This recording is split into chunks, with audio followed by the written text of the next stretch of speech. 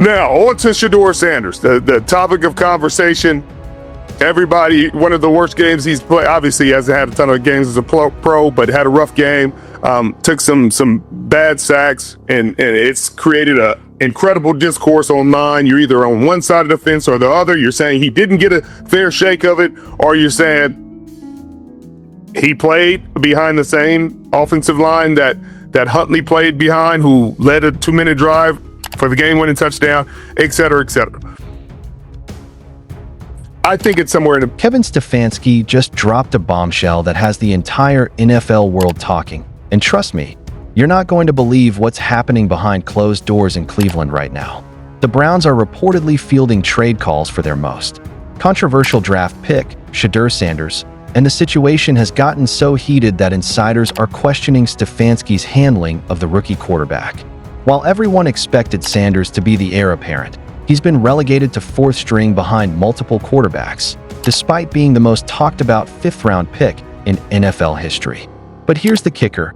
NFL insiders are now saying a Sanders trade wouldn't surprise anyone, and the drama that's unfolding is about to change everything we thought we knew about Cleveland's quarterback situation.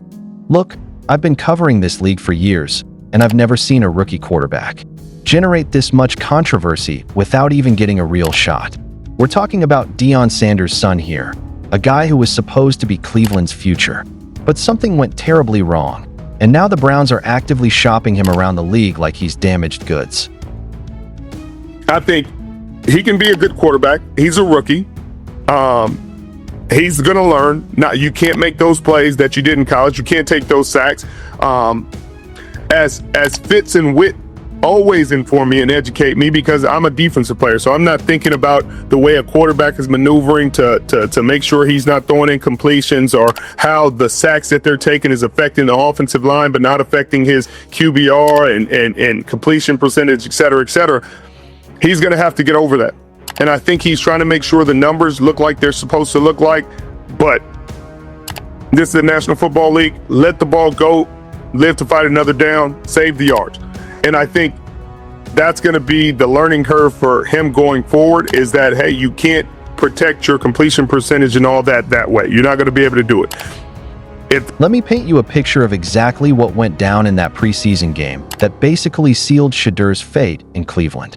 This wasn't just a bad game. This was a complete disaster that had NFL scouts questioning everything they thought they knew about this kid. Shedeur came into that game with all the confidence in the world. You could see it in his eyes during warm-ups, that swagger he inherited from his father. But within the first few drives, reality hit him like a freight train. The offensive line. And let's be real here, this wasn't even Cleveland's starting unit. They were getting absolutely demolished by guys who probably won't even make practice squads. But here's where it gets controversial. And this is what has Browns fans split right down the middle. Some people are saying the coaching staff set him up to fail.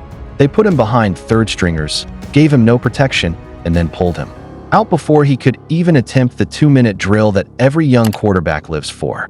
Others are saying he played behind the exact same line that Tyler Huntley used to march down the field for a game-winning touchdown drive. I think this is going to be the position. I mean, this is the point we've been waiting for, to see what they do with Shedeur Sanders, whether they trade him, whether they cut him, because keeping Ford is a head-scratching decision. I mean, even nowadays, keeping 3 active is a head-scratcher for a lot of teams, because roster spots are so valuable. So everybody has to be a contributor, whether it's on special teams, whether it's an offensive, defensive. You may be the 6th receiver and you're the punt returner, kick returner. Like, you have to have a role that you play and impact. A 4th string quarterback being on the active roster, it's nothing to say about Shedeur. It just doesn't make roster sense in the NFL. It does not make sense. That's why they don't do it. Those are the practice squad quarterbacks who play the scout team. And usually still you don't keep 4, you keep 3.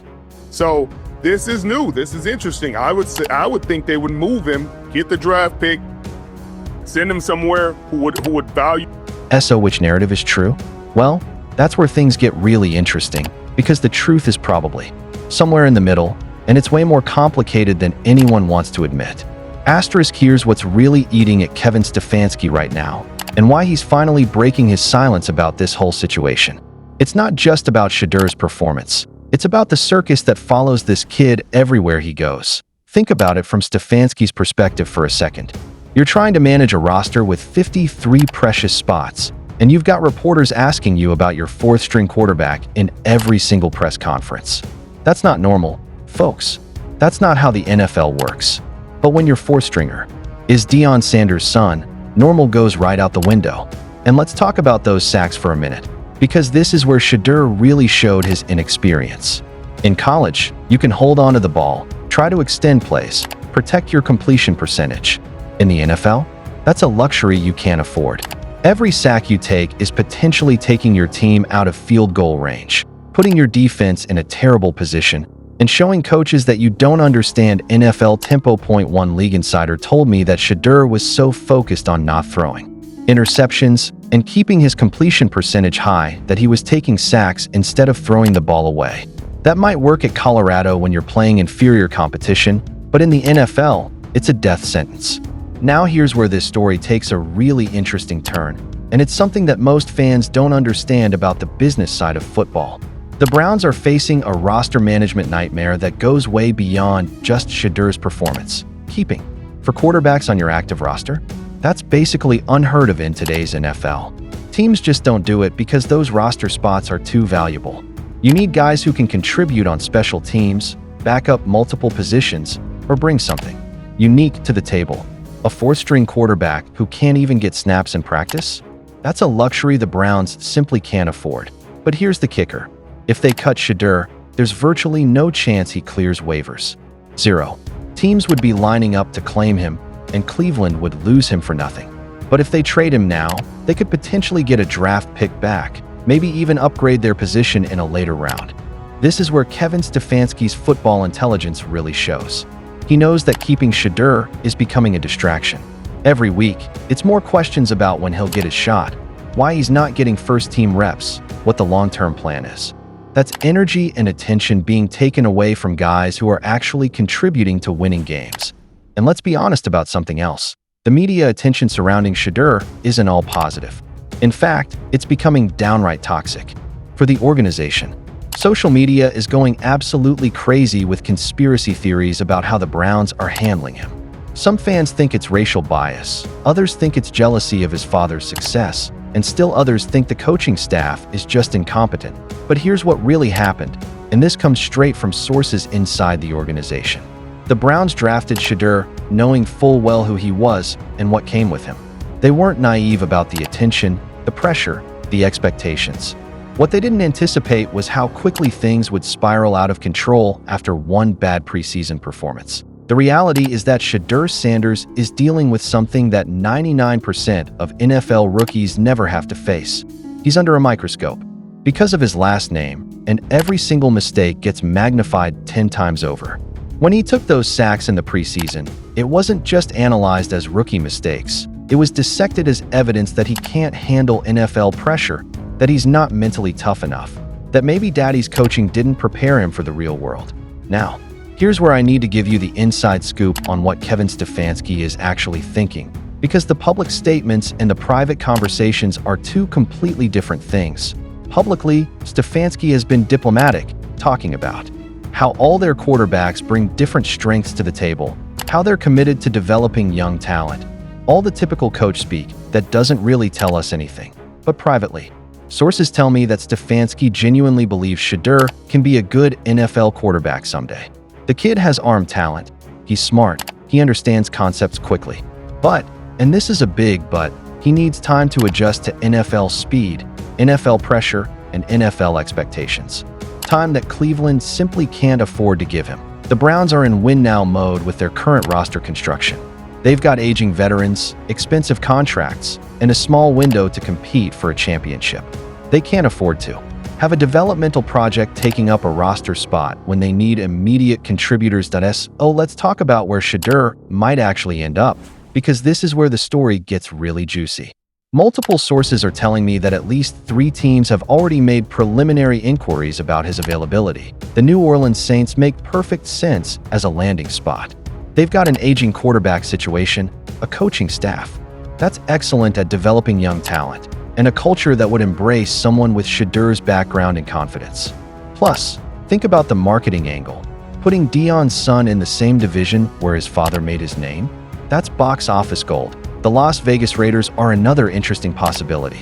They're clearly in rebuild mode. They need long-term answers at quarterback, and they've got the salary cap space to be patient with his development.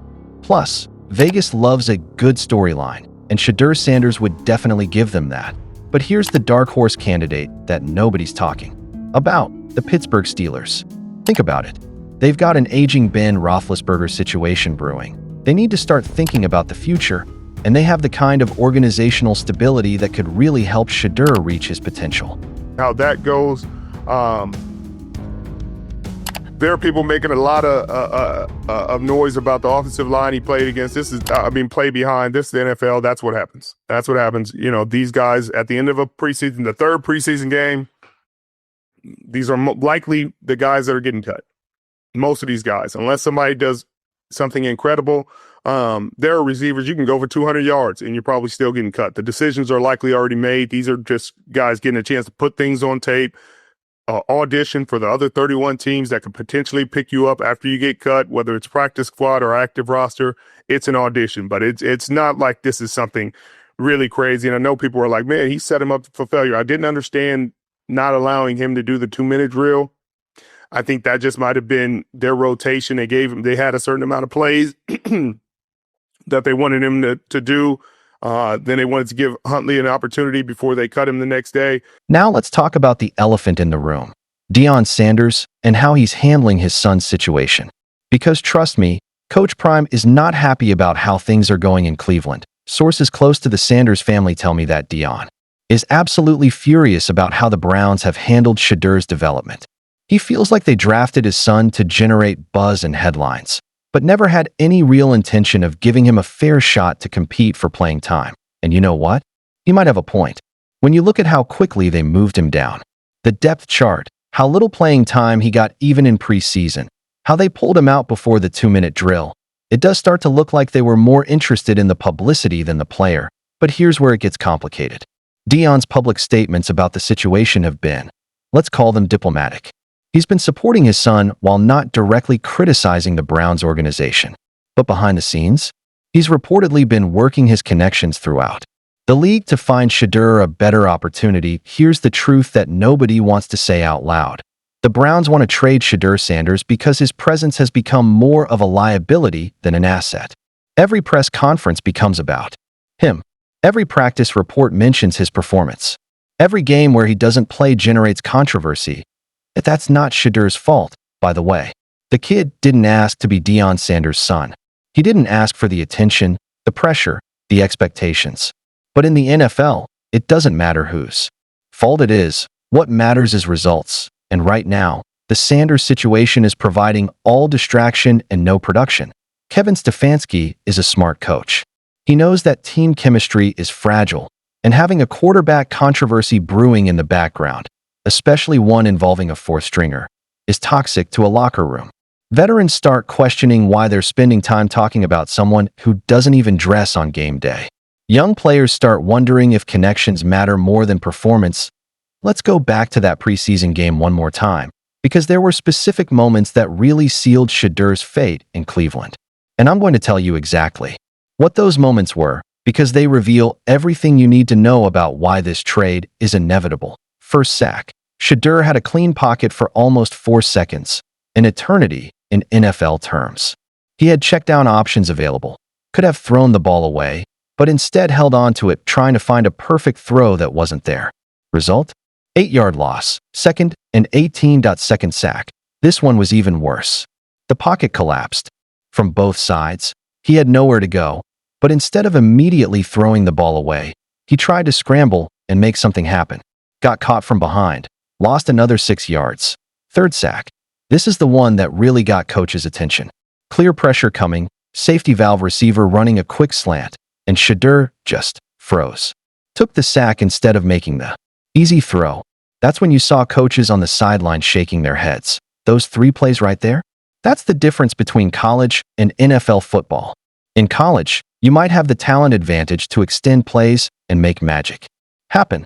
In the NFL, you take what the defense gives you, protect the football, and live to fight another down. The Browns trading Shedeur Sanders would actually be a smart business decision for multiple reasons. First, it clears up their roster construction and allows them to keep players who can actually contribute on game day. Second, it removes a distraction that was only going to get bigger as the season went on. And third, it might actually be the best thing for Shedeur's career development. Think about it. He goes to a team that actually needs him, gets real coaching and development time, and doesn't have to deal with the pressure of living up to impossible expectations in a situation where he was never going to get a fair shot anyway. Kevin Stefanski knows all this. He's not stupid. He sees the writing on the wall, and he's making the tough decision that's best for his team and, ironically, probably best for Shedeur too. Here's something most fans don't realize. Shedeur's rookie contract is actually pretty team-friendly for whoever trades for him. 5th-round pick money for years of control, minimal guaranteed money. For a team looking for a developmental quarterback, that's an absolute steal. The Browns would probably be willing to take a 6th or 7th-round pick in return, maybe even with conditions that could upgrade it based on playing time or performance. That's basically free money for any team willing to take on the media attention that comes with the Sanders name. Look, at the end of the day, this whole situation comes down to one simple reality. Sometimes great players and great organizations just aren't the right fit for each other. That doesn't make anyone the bad guy. It doesn't mean Shedeur can't be successful in the NFL, and it doesn't mean the Browns made a mistake drafting him. What it means is that both parties are mature enough to recognize when something isn't working and make the necessary changes to put everyone in a better position to succeed. Shedeur Sanders is going to be just fine. He's got the talent, the work ethic, and the football intelligence to succeed at the NFL level.